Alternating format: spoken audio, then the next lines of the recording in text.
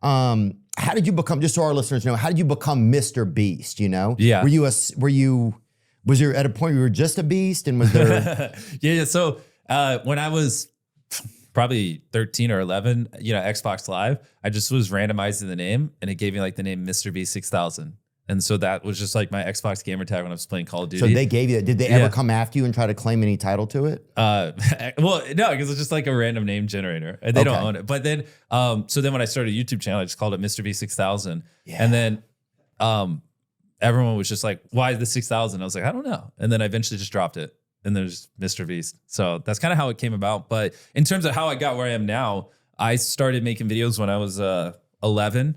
Had no fucking clue what I was doing. They were absolute trash. And then no one watched them when I was 11. No one watched them when I was 12. No one watched them when I was 13. No one watched them when I was 14. No one watched them when I was 15. And then I started to get like, holy fuck, is anyone ever going to watch these? I'm like 4 years in.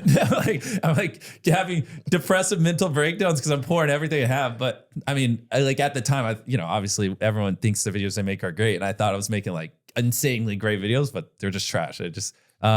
And like the problem is I didn't have anyone to teach me how to edit. So I'm like learning on my own. I didn't know anything about cameras, didn't know anything about anything.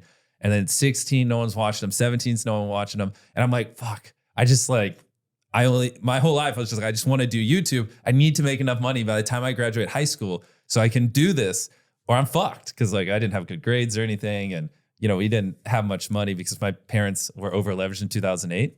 They're in the army, bought some properties, 2008, and then the recession or financial crisis hit, went bankrupt, lost everything. Oh. So like my mom was also like, fuck, my son's just gonna be homeless. Can we get back in there?